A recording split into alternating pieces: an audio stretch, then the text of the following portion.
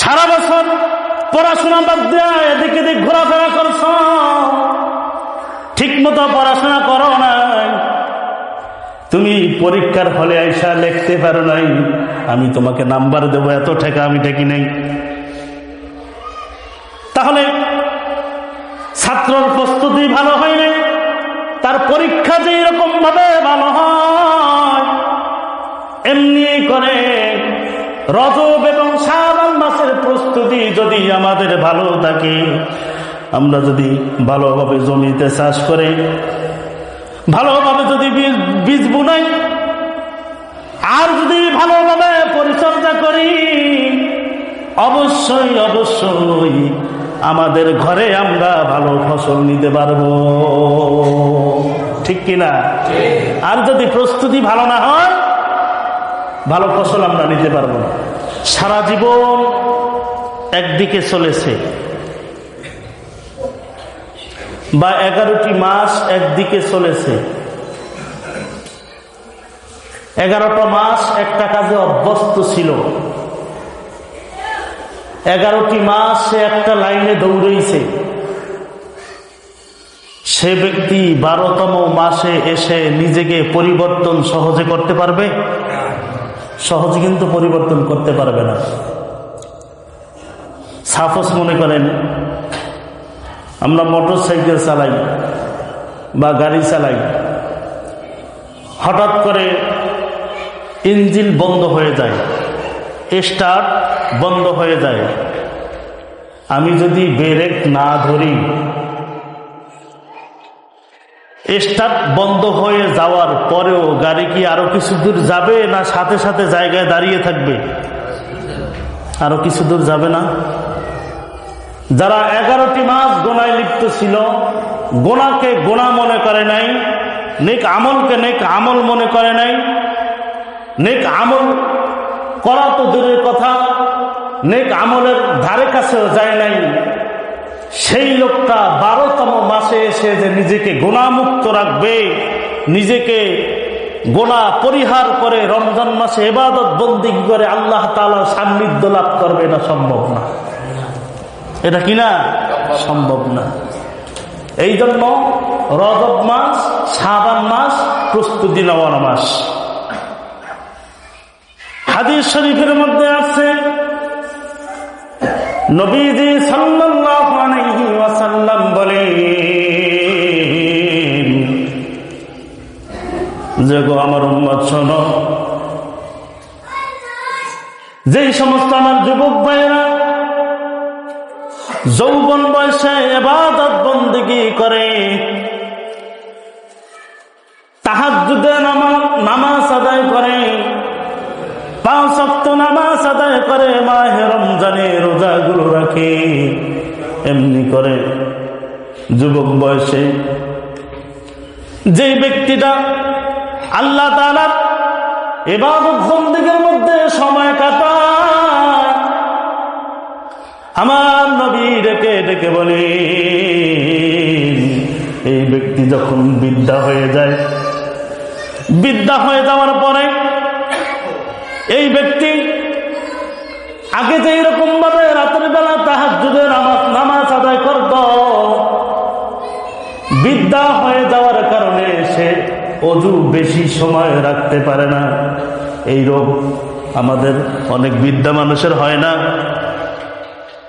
যে তার প্রসাবের স্থান থেকে ফোঁটা ফোঁটা প্রসাব বের হয়, অথবা তার পিছন থেকে বায়ু নির্গম হয়, যার কারণে সে অজু বেশি সময় ধরে রাখতে পারে না। কিন্তু এই ব্যক্তি যুবক বয়সে ইবাদত বন্দেগী করেছে, ইবাদত বন্দেগী করত, ইবাদত বন্দেগী করার অভ্যাস ছিল। আমার নবী দেখে দেখে বলেন, এই উম্মত যখন, এই আল্লাহর বান্দা যখন বৃদ্ধা হয়ে যায়, বৃদ্ধা বয়সে গিয়া সে মাযুর হওয়ার কারণে ইবাদত বন্দেগী করতে পারে না, আল্লাহ তাআলা তার ফেরেশতাদেরকে ডেকে বলে, ফেরেশতারা তুমি কিন্তু কলমকে বন্ধ করো না, তোমার লেখা কিন্তু বন্ধ রাখো না, তোমার লেখা চালিয়ে যাবা, কারণ এই বান্দা যুবক বয়সে ইবাদত বন্দেগী করেছে, ইবাদত বন্দেগী করতে করতে সে আজকে বিদ্যা হয়ে গেছে, মাজুর হয়ে গেছে, এখন সে ইবাদত বন্দেগী করতে পারে না। ওই যুবক বয়সে যেইভাবে ইবাদত বন্দেগী করত, বিদ্যা বয়সে এসে ওই রকম ভাবে তোমার কলমকে চালিয়ে যাও। সে যদি ঘুমাইয়াও থাকে ইবাদতের মধ্যে কাটিয়ে দাও। সে যদি উঠতে নাও পারে, তাহাজ্জুদ আদায় যদি নাও করতে পারে, কিন্তু তোমার কলম বন্ধ রেখো না ফেরেশতা। যুবক বয়সে যেই রকম তাহাজ্জুদ পড়তো, বিদ্যা বয়সে গিয়া মাজুর হওয়ার কারণে তাহাজ্জুদ যদি নাও পড়তে পারে, তারপরেও তার আমল নামায় তুমি তাহাজ্জুদের সওয়াব লিখতে থাকবা। জোরে বলেন না সুবহানাল্লাহ। ইমানদার মুসলমান, হযরত জিবরাইল আলাইহিস সালাম বলেন, এই দুনিয়ার জমিনে যত ফোঁটা বৃষ্টি হয়, প্রত্যেকটা বৃষ্টির ফোঁটা আমার কাছে হিসাব আছে। এই বৃষ্টি ফোঁটাগুলো আমি গণনা করতে পারি। কিন্তু কোন আল্লাহর বান্দা যখন যুবক বয়সে ইবাদত বন্দেগী করে, যুবক বয়সে এসে আল্লাহ তাআলার কাছে একটা প্রিয় পাত্র হয়। সে নামাজ আদায় করে, রোজা রাখে, হজের সামর্থ্য হইলে হজ করে, যাকাতের নিসাব পরিমাণ হইলে সে যাকাত দেয়। এইরকম ভাবে যেই সমস্ত যুবক ভাইরা যুবক বয়সে ইবাদত বন্দেগী করে, এদের আমলনামায় আল্লাহ তাআলা যে সওয়াব দান করে, জিবরাইল আলাইহিস সালাম বলেন, আমি বৃষ্টির ফোঁটাগুলো গণনা করতে পারি। কিন্তু যুবক বয়সে যেই যুবকরা ইবাদত বন্দেগী করে, তাদেরকে আল্লাহ তাআলা এত সওয়াব দেয়, এই সওয়াবগুলো আমি জিবরাইল গণনা করতে পারি না। যুবক বয়সের ইবাদত সবচেয়ে আল্লাহ তাআলার কাছে দামি।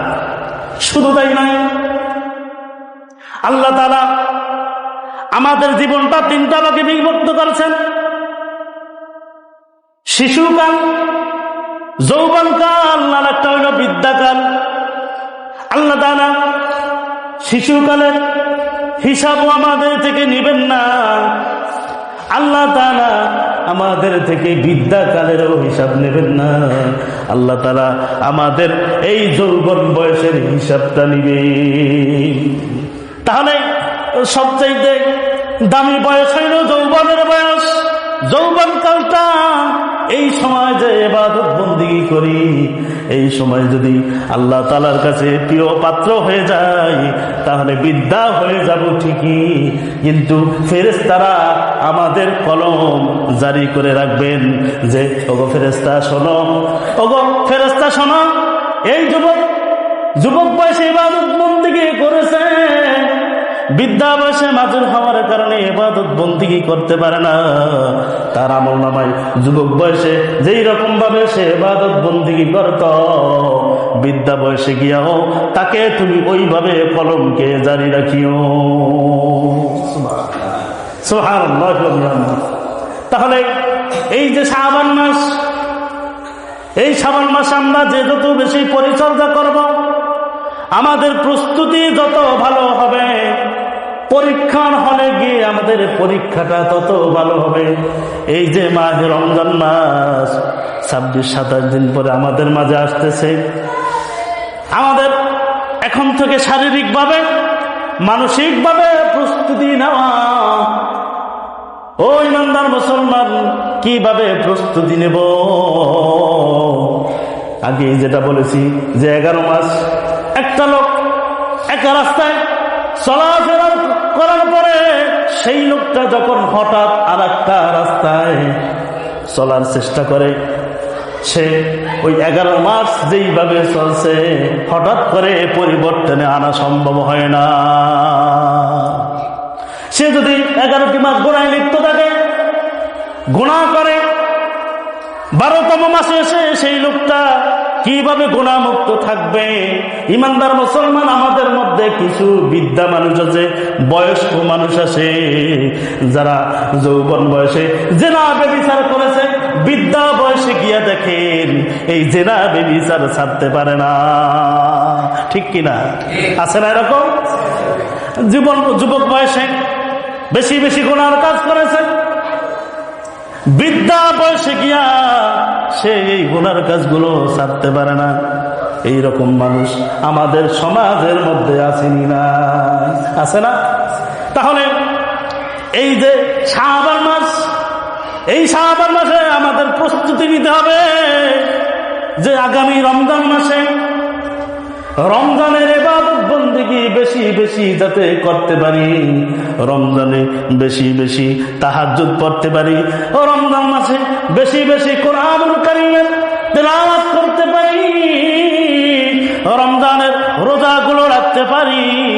এই জন্য আমাদের প্রস্তুতি নিতে হবে। যদি আমাদের প্রস্তুতি ভালো হয়, অবশ্যই অবশ্যই আমরা ভালো ফসল আমাদের ঘরে আনতে পারবো।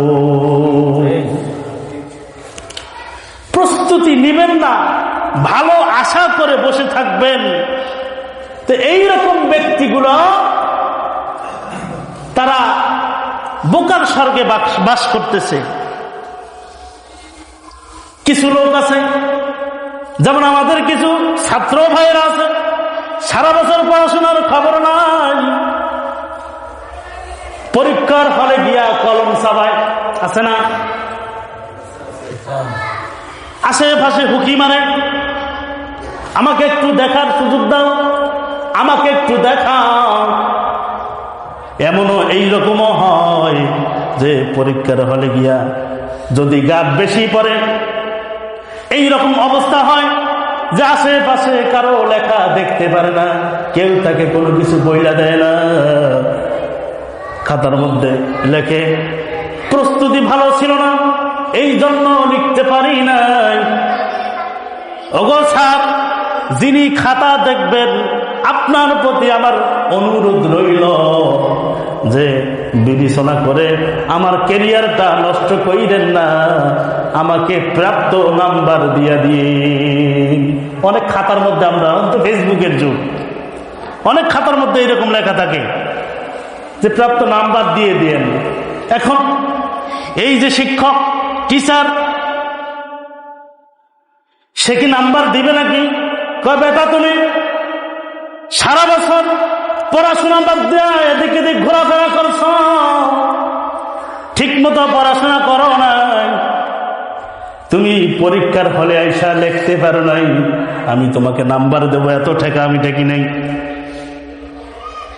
তাহলে ছাত্রর প্রস্তুতি ভালো হয় না, তার পরীক্ষা যে এরকম ভাবে ভালো হয়, এমনি করে রজব এবং শাবান মাসের প্রস্তুতি যদি আমাদের ভালো থাকে, আমরা যদি ভালোভাবে জমিতে চাষ করে, ভালোভাবে যদি বীজ বুনাই, আর যদি ভালোভাবে পরিচর্যা করি, অবশ্যই অবশ্যই আমাদের ঘরে আমরা ভালো ফসল নিতে পারবো। ঠিক কিনা? আর যদি প্রস্তুতি ভালো না হয়, ভালো ফসল আমরা নিতে পারবো না।